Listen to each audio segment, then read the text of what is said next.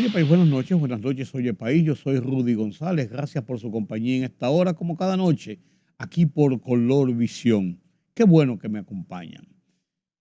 La economía, base principal del desarrollo de las naciones, base principal de la estabilidad social, base principal de todo lo que tiene que ver con el comportamiento del país.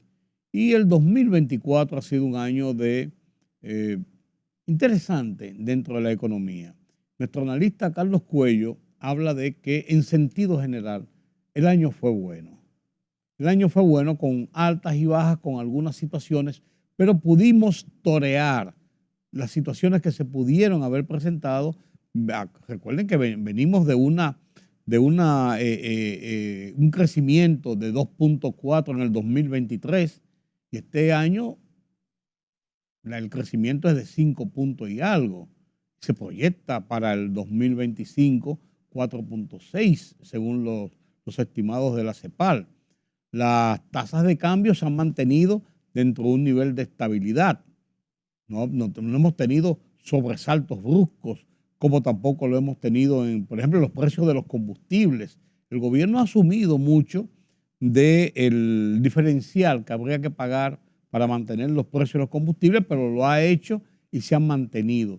Y así la economía se ha ido desarrollando y se ha ido desenvolviendo con el resbalón que tuvimos después del proceso de las elecciones con la reforma fiscal, que todo el mundo entiende que hay que hacer una reforma fiscal, pero nadie la quiere. Bueno, sí, que haga una reforma porque no me toque a mí.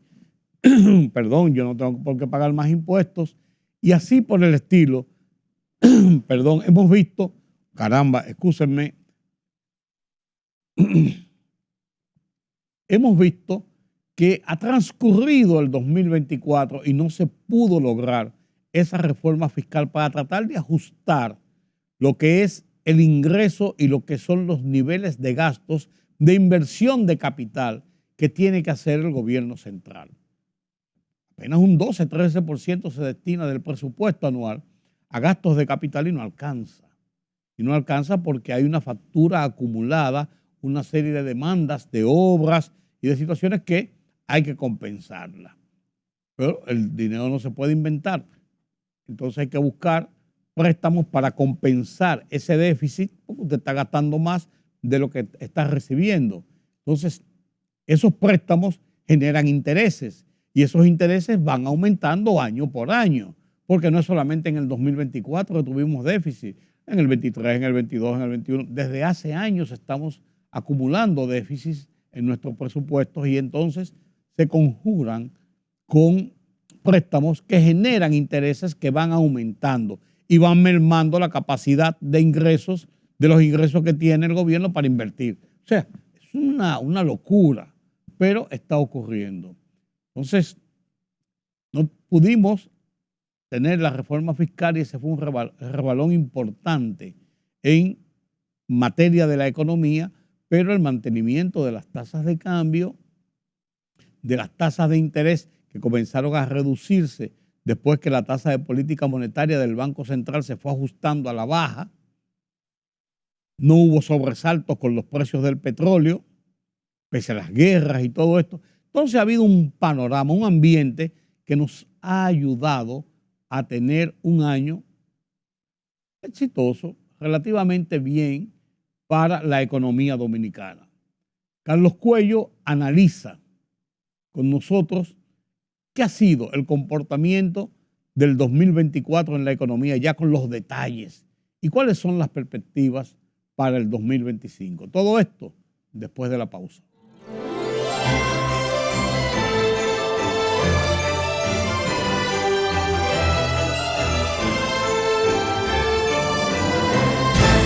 La libertad solo reside en los estados en los que el pueblo tiene el poder absoluto. Por el respeto a los valores democráticos y la dignidad del pueblo dominicano, El Rumbo de la Tarde, plural, objetivo, comprometido siempre con la verdad. Con Georgie Rodríguez, Rudy González y Ramón Colombo. Los poderosos ya están en el aire.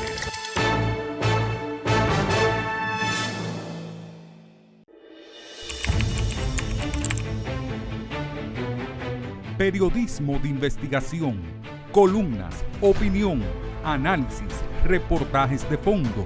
Hora por hora, una completa plataforma multimedia. Periodismo con valor. Noticias horaporhora.com.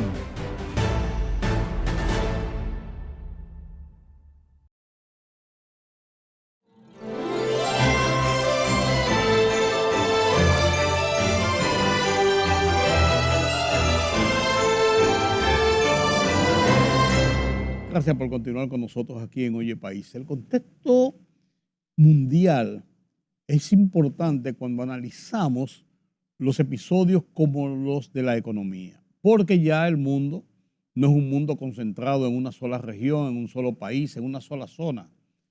Ya las comunicaciones acercan los países, rompen las fronteras y las barreras. Lo que se produjo en la guerra de Rusia y Ucrania tuvo una incidencia vital, diría yo, para todos nuestros países el año pasado. Esa es la realidad, esa es la verdad. Si tiran 4 bombas en el Medio Oriente, sube el precio del petróleo. Si se arma otro lío en Ucrania, se para la materia prima. Que si hay una epidemia en China, se paran los puertos de Shanghái. Así por el estilo. Entonces, comenzar a ver lo que ha pasado durante el 2024 en la economía, es importante globalizarlo para ir aterrizando al hemisferio, a la región, al país. ¿Les parece? ¿Le parece a usted, don Carlos Cuello? Muy bien, don Rudy. Vamos a analizar hoy el comportamiento de la economía, o sea, el desempeño económico para el año 2024. Y veremos las perspectivas. ¿Usted diría que fue bueno, que fue malo? Así, solamente un juicio así para después analizar. Es difícil poder hacer una precisión con esa dualidad de bueno o malo. Sí, es complejo, ¿verdad? Porque a veces entre lo malo hay algo de bueno. Claro. Y no hay cosa, como dicen, no hay cosa mala que no tenga algo de buena. Claro, ¿no? Y la economía es tan variable que uno no puede marcarla tan tácitamente. Y que lo que puede ser malo para uno puede resultar beneficioso para otro. Es así, es así. Esa es la vida. Así es la vida.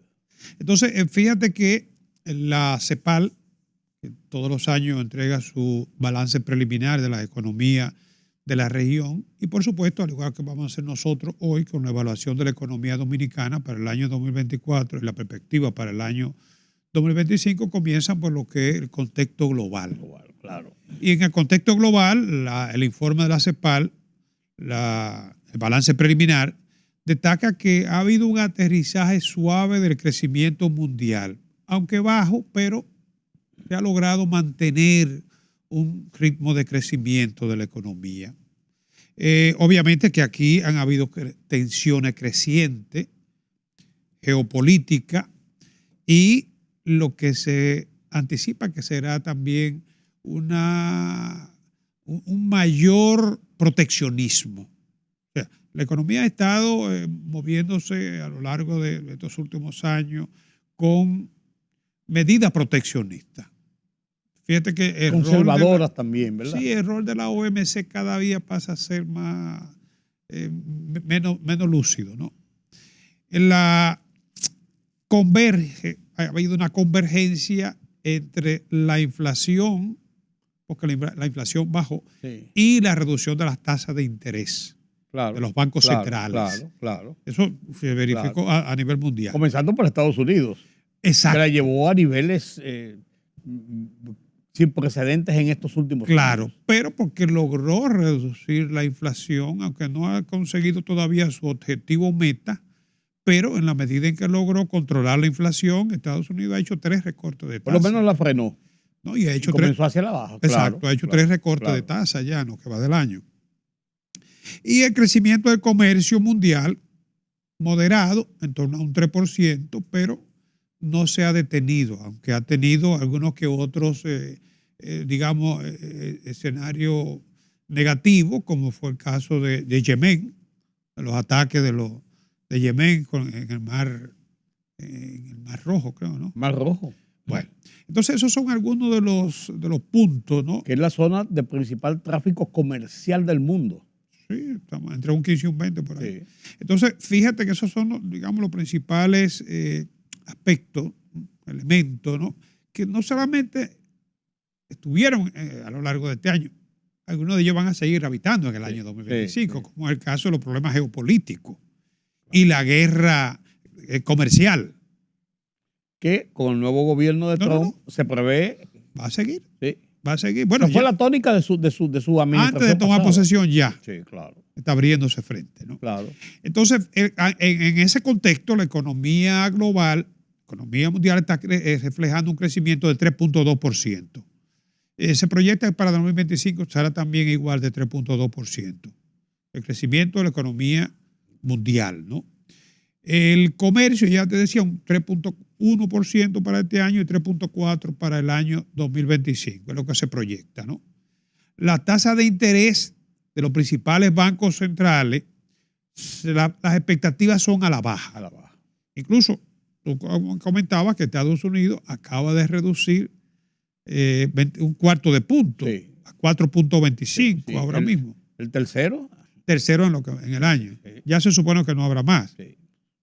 En lo que va del año y en los últimos 2 meses. Sí, pero también lo hizo el Banco Central Europeo. Sí. Y también lo hizo el Banco de Londres. O sea, y nosotros también. Los grandes bancos centrales. Y nosotros también. Sí, claro. En el caso nuestro vamos a analizarlo más adelante, pero eso se corresponde en todos los casos. Fíjate que aquí hay... Lo que indica que es una tendencia, Carlos. Y además 2 variables que son en economía interrelacionada, que es la tasa de inflación, la tasa de interés. Sí. Sí. Entonces, si tomamos en cuenta aquí que el crecimiento de la economía mundial se mantendrá en 3.2, particularmente es bajo, ¿no? Pero también tendríamos que ver cómo se van a comportar el crecimiento, qué se espera que suceda con las economías con las que los países de la región tenemos más intercambio. En este caso, para nosotros muy importante, Estados Unidos. 2.8 se espera que va a crecer en el 2024, ¿no? Y 2.2, ya se va a ralentizar un poquito para el 2025. Las economías avanzadas van a crecer 1.7 y 1.8. Muy lento el crecimiento, sobre todo en la economía europea. Alemania, que ocupa la cuarta, es lo que es Estados Unidos de la economía mundial. Alemania es también la cuarta parte de la economía europea. Está en una situación bordeando una recesión. Sí, y una crisis política. Exacto. Y España, sorprendentemente, es una de las economías que mejor desempeño va a tener en Europa. Pero de todos modos, las economías avanzadas, dominando las europeas, están entre 1.7 y 1.8 para el 25. Las emergentes, ahí está la India, China, el conjunto de las economías emergentes, Vietnam, 4.2, 4.2 se mantienen igual. Promedio. El promedio, sí. Y China, aunque está contemplada la economía emergente, pero China sola estaría creciendo a 4.8 y 4.5. Una desaceleración. Te iba a decir, importante. China estuvo creciendo a 2 dígitos décadas. Sí. Y la India, 7% y 6.5%. También una ligera desaceleración. Ese es el contexto del panorama de la economía mundial, ¿no? Y con un alcance de lo que son las economías, las principales economías, ¿no? O grupos económicos de economía de la contexto mundial. Una contención de los conflictos bélicos, como lo que se produce en el Medio Oriente, podría ser algo estabilizador, principalmente en los precios de los combustibles, del petróleo. Sí. Que aunque se ha mantenido pese a los hechos en medio de todos de guerra, pero uno nunca sabe, eso podría desbordarse. Exacto. Mira, se estima que para el 2024 la economía de la región, ya vamos a la región latinoamericana y caribeña, ¿no? Según el informe de la CEPAL, la economía de la región estaría creciendo a un 2.2% para el año 2024 y 2.4% para el año 2025. Las grandes economías de la región, llámese Brasil, México, Argentina, están registrando tasas por debajo. El caso de Argentina en una recesión, Brasil con una tasa muy cercana a lo que es la de la región, ¿no? Pero estamos hablando de 2.2 y 2.4. Sí. Y eso es cuando se toma el promedio pensando en lo de Guyana. Claro. Y si no tuviera ahí... Sí, lo que pasa es que la de Guyana tiene una incidencia muy limitada en la región. Sí, pero cuando tú lo pones dentro del promedio, No, eso para te sube, eso te ayuda. Cuando tú analizas el Caribe, sí, tiene que ser con y sin. Bueno, sí, claro. Sí. La CEPAL ha denominado la trampa de baja capacidad de crecer para las economías de la región. Y fíjate que del Trampa 2000, de la capacidad de crecer. baja capacidad de crecer, o sea, crecimiento muy lento. Fíjate que del 2015 a 2024, prácticamente una década, el crecimiento promedio de la región es de un 1%. Eso está por debajo del crecimiento poblacional. Claro. Y en consecuencia, ha habido una reducción o se ha mantenido prácticamente frisado lo que es el per cápita de la región. En el 2024-2025, si bien las proyecciones son mejores ligeramente, ¿no? El promedio de la década de crecimiento económico sigue siendo muy bajo para la región latinoamericana y caribeña. Aquí, bueno, América del Sur estaría creciendo para el año 2024, América del Sur un 2.1, América Central un 2.8, la economía del Caribe, que tú hacías referencia ahorita, para el 2024 es un 2.5, pero aquí Guyana tiene un 41.5.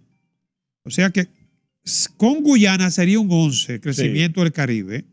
Sin Guyana sería un 2.5. Porque Guyana aparece con un crecimiento de un 41.5. Y eso dispara el promedio. Claro, claro. Sí. Entonces, en ese contexto es que tenemos que ver la economía dominicana. Claro, claro, porque estamos dentro de esa región. Por eso quisiéramos esta... Aunque yo vi que en uno de los cuadros pusieron a República Dominicana con Centroamérica, no con el Caribe. Sí, normalmente República Dominicana se ubica dentro del contexto centroamericano. Hay más afinidad con los países centroamericanos, sí. Como tenemos también el DIERCAFTA, ¿no? Sí, sí. El Caribe ya, primero son economías más... Muy pequeñas. Más dependientes directamente. Del turismo, son el peso que tienen esas economías es muy reducido en el contexto de la región, ¿no? Y además la integración nuestra, aunque hay, creo que de acuerdo con el CARICOM, pero la integración nuestra con el Caribe sigue siendo muy reducida. Entonces, vamos a pasar a la economía dominicana, ¿no? Que en ese contexto, como decíamos, es donde tenemos que ubicarla, ¿no? Y te pido que lo hagamos siguiendo un orden aquí. Vamos a ver primero el crecimiento del Producto Interno Bruto, con análisis sectorial, el empleo, el análisis de los precios, el sector externo, la política monetaria cambiaria, la política fiscal y las expectativas para el año 2025. Correcto. Fíjate que la CEPAL ubica el crecimiento de la economía dominicana 5.2% para el año 2024 y le proyecta 4.6%, en las expectativas la podemos ver ahorita, para el año 2025. En el grupo de países aparece Venezuela con un 6.2%, pero el caso de Venezuela ni siquiera es un rebote, es un comienzo de rebote. Sí. Porque Venezuela ha perdido en los últimos 10 años el 80% de su PBI. Claro. Entonces tú estás creciendo sobre el suelo, levantándote, ¿no? Sí. Es la única economía que aparece, que excepto Guyana, ¿no? Que aparece con un crecimiento por encima de República Dominicana dentro de lo que es el Caribe y Centroamérica. ¿Y Panamá cómo aparece en ese cuadro? Panamá está en 4.2, está por debajo de por debajo, sí. pero cerca. Sí, pero está por debajo de nosotros. Fíjate que nosotros el año pasado crecimos en 2.4, o sea que este año fue más del doble que el año pasado, claro, ¿no? Claro. Y para el año 2025, aunque nos proyectan un 4.6, estaríamos encabezando el crecimiento de la región. Definitivamente. Como país, sería el país de la economía de mayor crecimiento y, bueno, por supuesto, más que el doble de lo que es el crecimiento proyectado para la región, ¿no? Aquí tenemos datos de los últimos, el IMAE de los últimos 10 meses y el informe del Banco Central del último trimestre, ¿no? Todos los renglones, todos los sectores aparecen positivos, excepto el de la explotación de minas y canteras, que ha estado en baja con la crisis de Falcon Bridge, con otras la misma situación del oro fluctuando y bajando y la reducción de explotación. Es el único sector. Eso en el último trimestre lo tenemos. Y en el último reporte del Banco Central, ya con el IMAE a octubre, el panorama es el mismo. O sea, ¿cuáles son los sectores que más han incidido aquí? El turismo sigue siendo un sector de empuje, el sector finanzas, el sector construcción, que también gradualmente se ha ido recuperando, y el sector agropecuario también, que es muy importante porque garantiza abastecimiento y estabilidad de precios de los productos de la canasta familiar, sobre todo, ¿no? Los servicios en general, ¿no? Que como comentábamos en el programa anterior, representan más del 60% de la economía, ya responden por más del 60%, pero los servicios han crecido en un 5.3%. Comercio, banca, agua, luz, gobierno, todo. ¿No? O sea que el crecimiento de la economía ha sido, digamos que, equilibrado. Sí, porque ahí va en paralelo del total, del crecimiento y lo que reflejan esos sectores. Claro, aunque ningún sector, ninguno de los renglones aparece con 2 dígitos, pero todos reportan crecimiento. Sí, crecimiento. Que yo creo que eso es más importante. Claro. Bien, dentro de lo que es son los diferentes sectores, como ya hemos mencionado, hay que destacar aquí el empleo. La tasa de desempleo se mantiene en torno a un 5%, ¿no? Que es la tasa media. Del empleo formal. Desempleo, en general. Mejor el desempleo. Desempleo en general. Sin embargo, y esa es la parte negativa, el 56% de los empleos siguen siendo informales. Entonces eso preocupa porque cuando hablamos de calidad de empleo, estamos hablando de empleo formal. Claro, la formalización lleva a la calidad. Sí, porque el empleado ahí tiene ya cierta estabilidad de empleo, tiene protección social, tiene ingresos hasta cierto punto garantizados.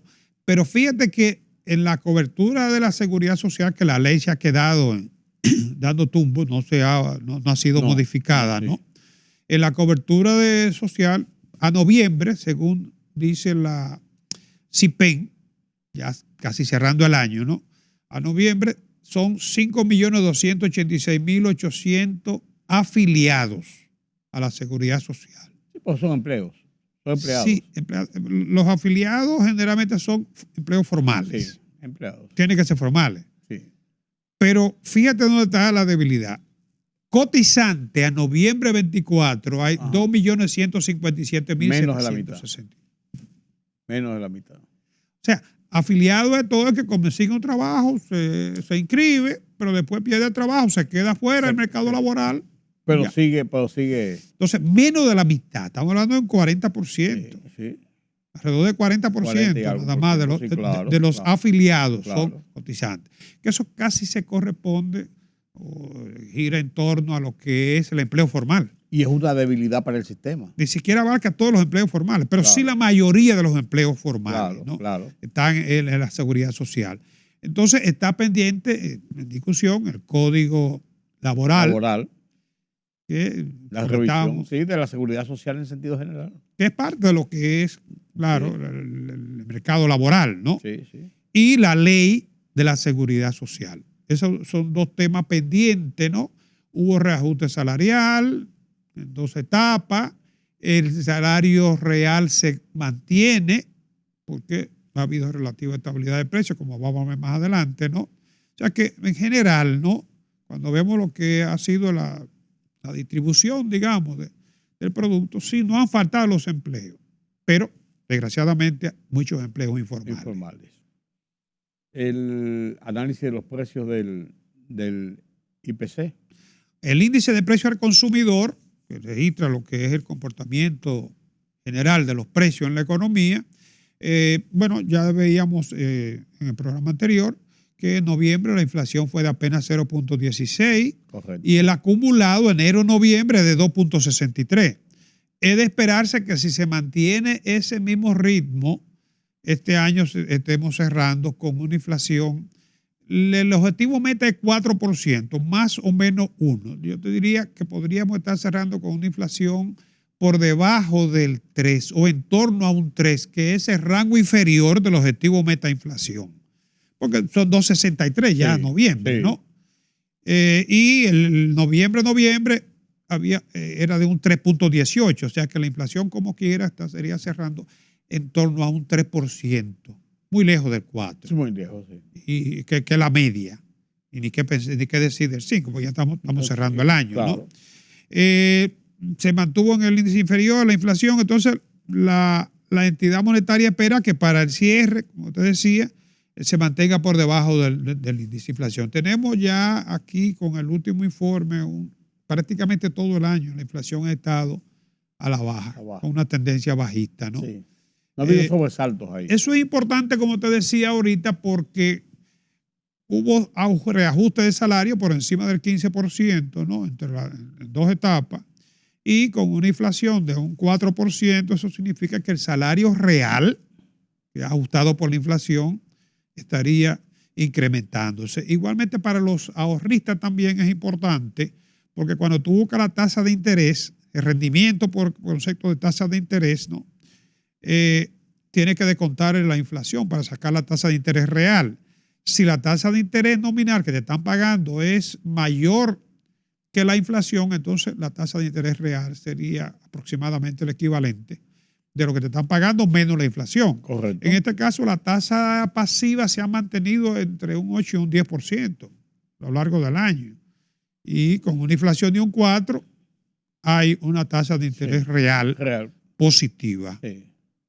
Sí, pero las reducciones de la tasa de política monetaria no ha redundado grandemente en la baja de las tasas de interés, aunque sí la ha frenado. Sí, pero lamentablemente no se ha logrado una reducción significativa de las tasas de interés. Pese a que el Banco Central ha hecho reducciones, en un año le ha recortado 250 puntos a la tasa de política monetaria, ¿no? Y en lo que va del año, aunque comenzó en la segunda parte del año, ¿no? Porque recuérdate que inicialmente el Banco Central mantuvo una política monetaria restrictiva. Correcto. Hasta que se logró el objetivo metainflación a mediados del año. Entonces, a partir del segundo semestre comenzó un proceso de liberalización y recorte de tasas. No se logró reducir la tasa la tasa comercial, porque también el Banco Central se desprendió de reservas para mantener la tasa de cambio. Exacto. Sí. Exacto. Entonces eso, lamentablemente, una cosa contrarrestó la otra. Claro, y la tasa de interés se mantuvieron alta, entre un 10 y un 16%, todavía con una brecha muy grande también, ¿no? La tasa media, ¿no?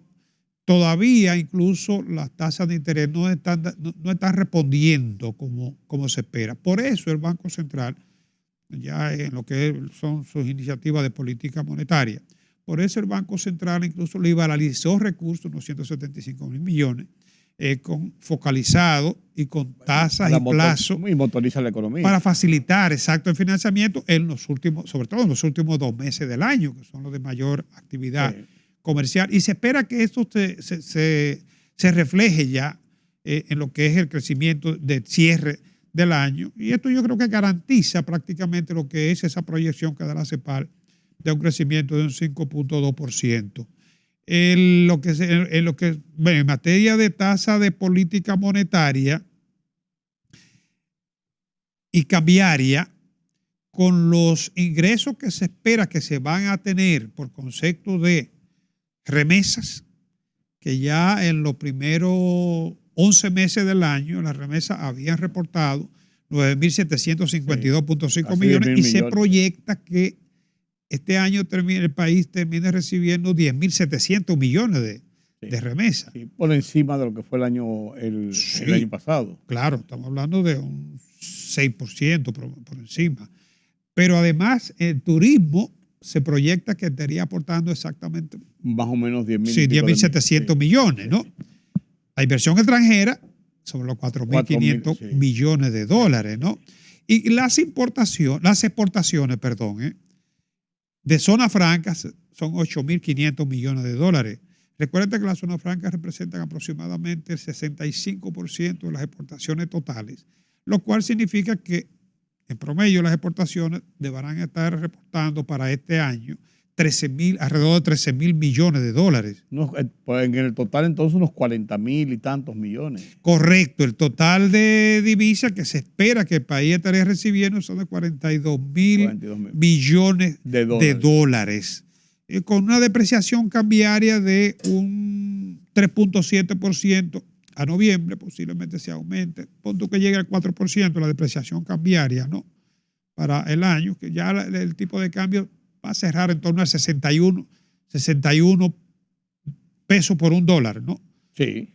O sea, la depreciación va a ser de alrededor de un 4%, sí, tal como estaba previsto. Como eso era lo estimado, ¿verdad? Exacto. Y eso 43,000 millones, corrijo, de dólares. Sí. Es lo que se proyecta que va a recibir la economía dominicana. Un poco más de 40,000, sí. Exacto, 43,000 millones. Y con el uso que ha hecho el Banco Central de las reservas, que la mantiene todavía en 13,000 millones. Claro, el año pasado tuvimos reservas de 15,000, llegamos a tener 15,000 millones, ¿no? Sí. Pero todavía está en un 10.3%, 10.5% del Producto Interno Bruto, dentro de los estándares del fondo, que es un 10%, ¿no? Qué bueno.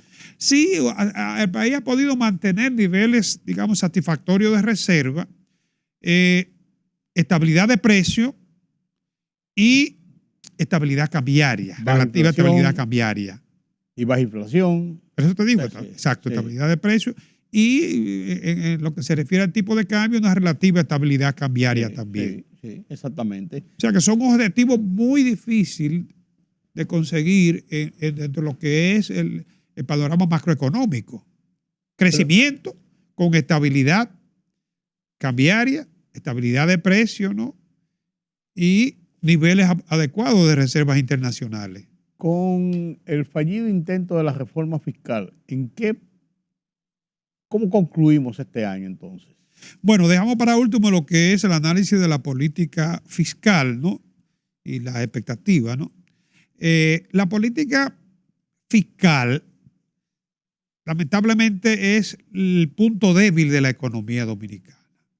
Este crecimiento que está reflejando la economía dominicana, que se espera que se podrá mantener todavía un par de años, pero no es sostenible en el largo plazo. No. Porque en materia fiscal hemos venido acumulando déficit año tras año, ¿no? Y esa acumulación de déficit que ahora, lamentablemente, la reforma fiscal no prosperó, que no quiere decir que no sea necesaria, ¿no? Habría que ver si el gobierno va a arreciar más lo que son los mecanismos de presión para cobrar más impuestos, porque con la estructura tributaria que nosotros tenemos deberíamos estar obteniendo los recursos necesarios para no incurrir en déficit. Pero lamentablemente la evasión en algunos casos está de un 50%.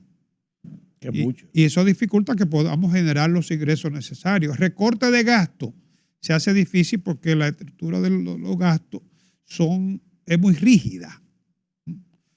Educación, tú tienes comprometido un 4%, los intereses que cada vez son mayores, los intereses ya representan la principal partida del presupuesto. Sí, más que incluso que el 4%. Educación y salud. Sí. Entonces, y se van a seguir incrementando en la medida que tengamos que seguir cubriendo el déficit. Es que el presupuesto de este año tiene alrededor de 243,000 millones, cerca de 4,000 millones de dólares de déficit. 3% del Producto Interno Bruto. Sí, manteniendo más o menos estamos gastando un 18.1 y ingresando un 15.1% del Producto Interno Bruto. Y si no somos capaces de hacer una reforma fiscal, entonces vamos a seguir acumulando déficit. Sí. Y ahí es donde se plantea hasta qué punto es sostenible este crecimiento. Entonces, el año comienza con el presupuesto aprobado, es cierto, ¿no? Ya se sabe por lo menos cuál va a ser el déficit. Fue un fracaso, como te decía, lo de que no se pudiera impulsar la reforma. El gobierno tiene planes de recorte, de fusión de algunas instituciones, parece que eso sí va a funcionar. Va en firme, sí, pero no es tan significativo el recorte, sobre todo el primer año. Sí, no se siente tanto. No creo. La deuda sigue incrementándose, como te decía, los intereses son el clavito en el zapato, ¿no? Sí. Y obviamente que aquí el Senado ya aprobó el presupuesto, ya hablamos del déficit. Hay aquí en el presupuesto, ¿no? Tenemos algunas proyecciones. En el presupuesto se utilizó como proyecciones, como digamos, de lo que son la variable macroeconómica, 4.75, pero se proyectó el producto. La CEPAL nos está dando 4.6, está más o menos igual. Mismo. El barril de petróleo se proyectó a 81.30. Hemos mantenido 70 y algo. Sí, nos está favorecido este año. Sí. Está proyectado a 81.30, pero tú sabes que eso es muy volátil. ¿Y la tasa de cambio cómo la proyectan? La tasa de cambio es 63.11. Sí. Por ahí va a andar, o un poquito más. Pienso que sí, porque estamos hablando de un 4 o 5% de depreciación, ¿no? Esos son, como te digo, los principales. Tengo una variable aquí. Bueno, el crecimiento de la economía norteamericana, ya lo dijimos, que incide mucho, sobre todo en lo que son las remesas. Pero ahora también hay una incertidumbre ahí con el asunto de la política migratoria en Estados Unidos. Sí. Hay muchas incertidumbres por la llegada de un nuevo gobierno en los Estados Unidos. Además de la que se mantienen en el tintero, ¿no? Hay que ver qué va a pasar. Carlos, yo creo que debemos analizar entonces el año 2025 que nos espera. Las perspectivas después de la pausa. Perfecto. ¿Sí? Permítanos hacer una pausa en este punto. Volvemos analizando la economía de República Dominicana 2024-2025. Con su permiso.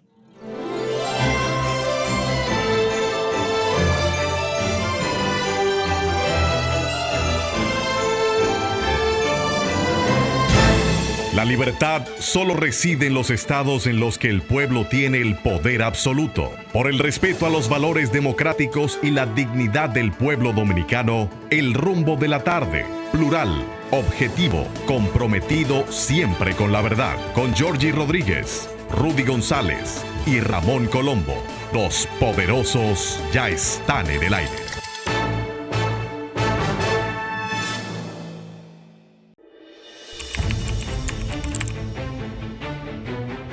Periodismo de investigación, columnas, opinión, análisis, reportajes de fondo. Hora por hora, una completa plataforma multimedia. Periodismo con valor. Noticias horaporhora.com.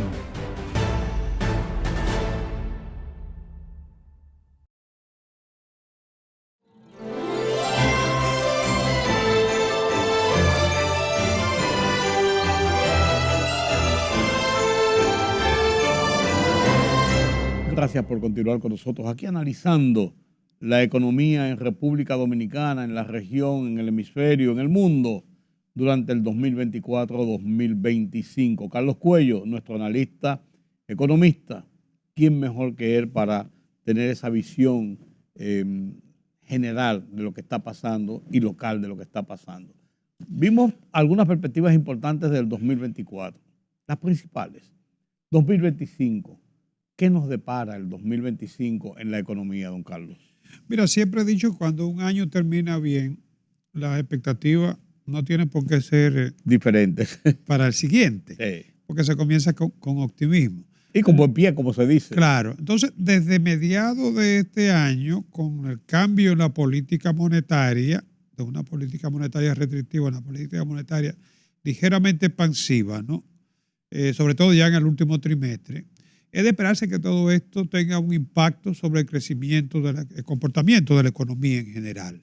La proyección que nos da la CEPAL para el año 2025 es que estaríamos creciendo a un 4.6%, como te decía, esto duplicaría el crecimiento de la región y seríamos la economía puntera en la región latinoamericana y caribeña. Aquí todos los sectores luce que van a mantener su participación en la economía, con excepción de minería, que aunque el oro se perfila como que va a experimentar alza. Como está así. Pero eso también es muy volátil, ¿no? Hay que ver. Los factores de riesgo van a continuar, sobre todo lo que tiene que ver con asuntos geopolíticos y con la posibilidad de una guerra comercial.